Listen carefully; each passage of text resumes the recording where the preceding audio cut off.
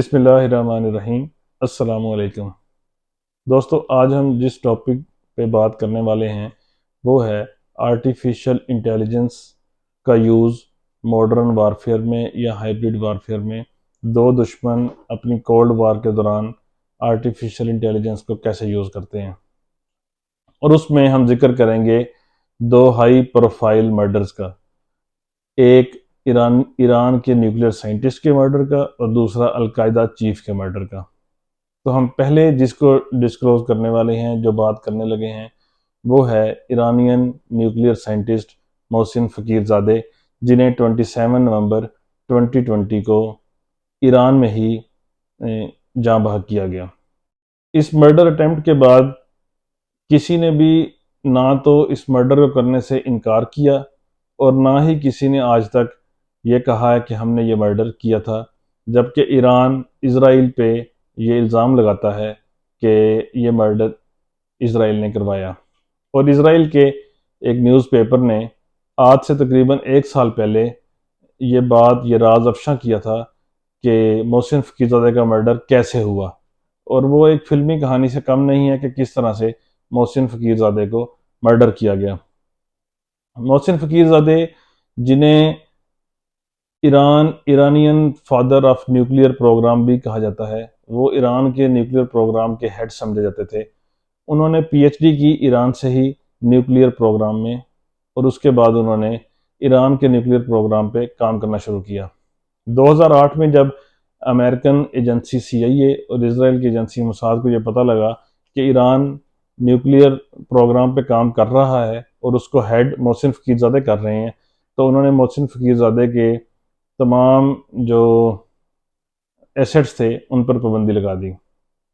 اور ان کے bank accounts کو بھی سیز کر دیا گیا۔ محسن فقیر زادہ کا نام اس ٹائم زیادہ کھل کے سامنے آتا ہے جب 2018 میں اسرائیل کے پرائم منسٹر نیتن یاہو نے ایک پریس کانفرنس کرتے ہوئے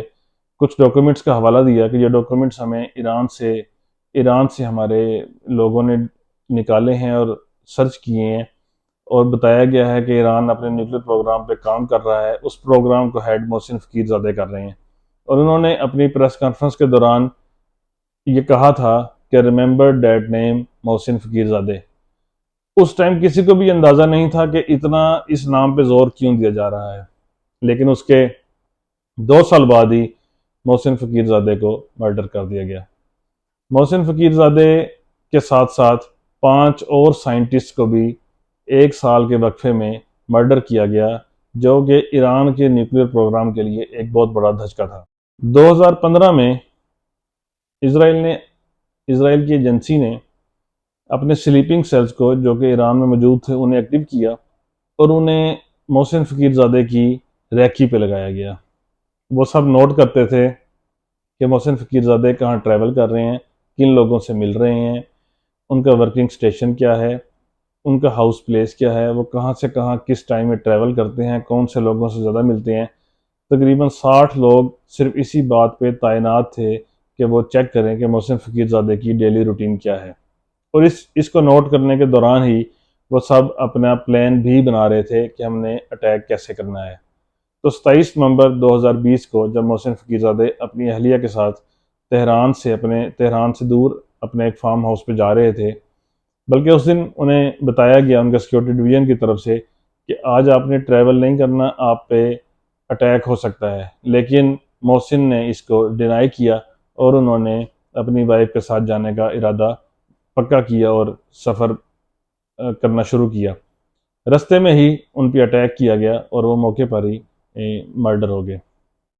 اب وہ مرڈر کی کہانی کچھ اس طرح سے ہے کہ ایک نسان ٹرک جس پر بیلجین مشین گن جو ہے اس کو فٹ کیا گیا، اس مشین گن کو پارٹس کے تھرو اسرائیل سے ایران تک سمگل کیا گیا، اور اس ٹرک کو چلانے کے لیے ایک انسان کو نہیں بلکہ ایک روبوٹ کو یہ ذمہ داری دی گئی کہ وہ اس ٹرک کو ڈرائیو کر کے اس پلیس تک لے کے آئے گا، اور وہاں سے 1000 کلومیٹر دور بیٹھے موساد کے ایجنٹس اس ساری کارروائی کو سر انجام دے رہے تھے آرٹیفیشل انٹیلیجنس کے تھرو۔ وہ سیٹلائٹ کے تھرو اس ٹرک کی موومنٹ کو کنٹرول کر رہے تھے، اس ٹرک میں 16 سے زیادہ کیمراز لگے ہوئے تھے، جو موشن سینسر بھی تھے، جو فیس سینسر بھی تھے، جو ڈیٹیکٹ کرتے تھے کہ کس بندے کو ہم نے ہٹ کرنا ہے، کس گاڑی کو ہم نے ہٹ کرنا ہے۔ اور وہ جب محسن فقیر زادے کی گاڑی اس ٹرک کے سامنے آئی تو اس ٹرک نے فوراً، جو اس پہ کیمراز ہیں، انہوں نے کیلکولیٹ کیا کہ یہ محسن فقیر زادے کی ہی گاڑی ہے اور یہ محسن فقیر زادے ہی بیٹھے ہوئے ہیں۔ اور یہ بات بڑی قابل غور ہے یہاں پہ کہ ایکچول گن فائر اور جو گن فائر کو آپریٹ کر رہے تھے روبوٹس اور اے آئی انٹیلیجنس اور وہ سب بیٹھ کے، ان سب کے دوران 1.6 سیکنڈ کا ڈیفرنس آ گیا، جس کو آرٹیفیشل انٹیلیجنس نے ایلیمینیٹ کیا، اور 1000 کلومیٹر دور بیٹھے ہوئے اسرائیلی ایجنٹس نے فائر کیا اور وہ فائر ان کو ہٹ ہوا۔ وہ مشین گن، ناظرین آپ کو بتاتا چلوں کہ 1 منٹ میں 600 فائرز کر سکتی ہے۔ اس مشین گن نے 13 گولیاں فائر کی، جن میں سے 5 گولیاں محسن فقیر زادے کو لگیں۔ اور یہ بات قابل غور ہے کہ ان سے 1 فٹ دور بیٹھی ہوئی اسی گاڑی میں ان کی مسز کو ایک بھی فائر نے ہٹ نہیں کیا۔ تو آرٹیفیشل انٹیلیجنس کا یہ استعمال کہ آپ کی سیکیورٹی ایجنسی کو، جو آپ کے ساتھ لوگ ہیں، جو آپ کی سیکیورٹی ڈویژن ہے، اسے بھی علم نہ ہو کہ یہ فائر کیسے ہوا، کس نے کیا، اور اس فائرنگ کے فوراً بعد کہ اس سیکیورٹی ڈویژن کو کچھ پتہ لگتا، اس گاڑی کو، اس نسان ٹرک کو بھی ایک ریموٹ دھماکے سے اڑا دیا گیا۔ تو پیچھے کوئی ثبوت نہیں چھوڑے، کوئی شواہد نہیں چھوڑے، اس پہ کوئی انسان نہیں تھا، کسی کو نہیں پتا کہ وہ کس نے مرڈر کیا، کس نے فائر کیا، کہاں سے فائر ہوا، کون لوگ اسے آپریٹ کر رہے تھے۔ تو آرٹیفیشل انٹیلیجنس کا ایسا استعمال بہت کم دیکھنے میں آتا ہے، لیکن ایک ہائی پروفائل ٹارگٹ کو 1000 کلومیٹر دور بیٹھ کے اسرائیلی ایجنٹس نے فائرنگ کے تھرو مرڈر کر دیا۔ یہ ایک بہت بڑا آنے والی جنریشن کے لیے، اس کے بعد جو سیکیورٹی ہیڈز ہوتے ہیں اور جو سیکیورٹی کمپنیز ہوتی ہیں، سیکیورٹی ایجنسیز ہوتی ہیں، وہ یہ سوچتی ہیں کہ اس طرح کے اٹیکس کو ہم نے کس طرح سے کور کرنا ہے، ریکور کرنا ہے، اور کس طرح سے ہم نے اپنے جو ایسٹس ہیں ان کو بچانا ہے۔ اب آتے ہیں دوسرے ہائی پروفائل مرڈر کی طرف، جو کہ 1 اگست 2022 کو افغانستان کے شہر کابل کے علاقے شیرپور میں کیا گیا، اور وہ مرڈر تھا القاعدہ کے چیف ایمن الظواہری کا۔ ناظرین آپ سب جانتے ہیں کہ اسامہ بن لادن کے مرڈر کے بعد ایمن الظواہری کو القاعدہ کا چیف بنا دیا گیا، لیکن یہ بات قابل غور ہے کہ ایمن الظواہری کو جس میزائل سے ہٹ کیا گیا وہ میزائل RNX-6 تھا، جسے ہیل فائر کا نام دیا گیا۔ وہ میزائل گن پاورڈ نہیں ہوتا۔ ایمن الظواہری کی پہلے محسن فقیر زادے کی طرح ہی ریکی کی گئی۔ انہوں نے کچھ وومنز کے تھرو یہ چیک کیا کہ ایمن الظواہری کس کمپاؤنڈ میں موجود ہیں۔ جو شیر گڑھ کا علاقہ ہے، میں آپ کو اس کی تھوڑی جیوگرافک پوزیشن بتا دوں شیرپور کا، کہ وہ ایئرپورٹ کے بالکل قریب، ایمبیسیز کے بالکل قریب، اور بہت گنجان آباد علاقہ ہے جہاں پہ ایمن الظواہری رو پوش تھے۔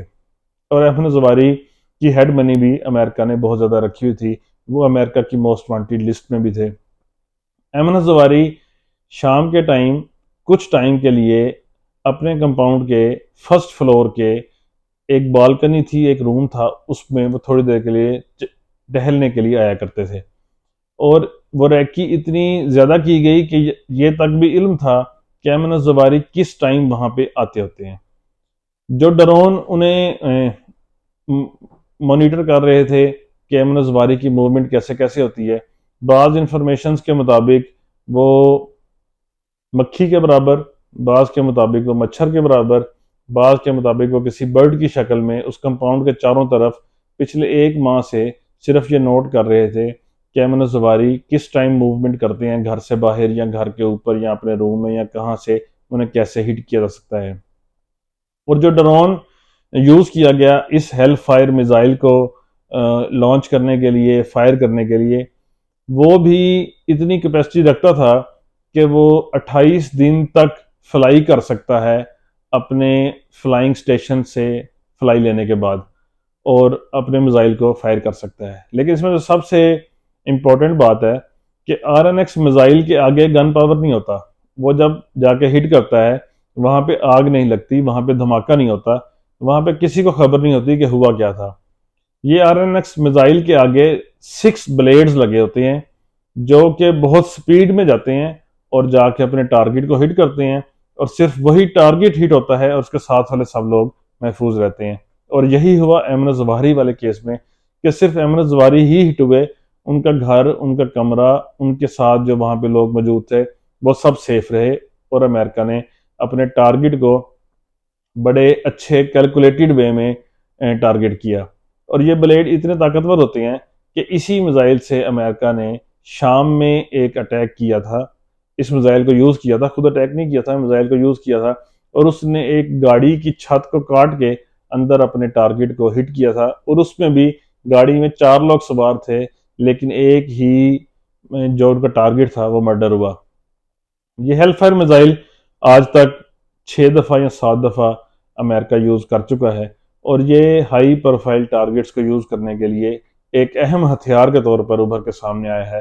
اور اس کے بعد بھی اب دنیا اس شش و پنج کا شکار ہے کہ ہم نے اس طرح کے حملوں کو روکنے کے لیے اپنی کیا لائحہ عمل بنانا ہے، کیا اسٹریٹجی بنانی ہے، کس طرح سے ہم نے اس طرح کے حملوں کو روکنا ہے اپنے ایسٹس کو بچانے کے لیے. تو یہ آج آپ نے دونوں کیسز کو دیکھا، ایک میں ایمن الظواہری اور ایک میں ایرانین سائنٹسٹ محسن فقیر زادے، کس طرح سے ان دونوں کو مرڈر کیا گیا اور کس طرح سے دشمن ممالک نے اپنے ہائی پروفائل ٹارگٹس کو اچیو کیا، ان کو مرڈر کیا، اور پیچھے کوئی ثبوت، کوئی سراغ نہیں چھوڑا. امریکہ نے تو ایکسیپٹ کر لیا کہ ہم نے ایمن الظواہری کو یہ اٹیمپٹ کیا ہے اور مرڈر کیا ہے، لیکن آج تک محسن فقیر زادے کا مرڈر کسی نے بھی ایکسیپٹ نہیں کیا. Thank you.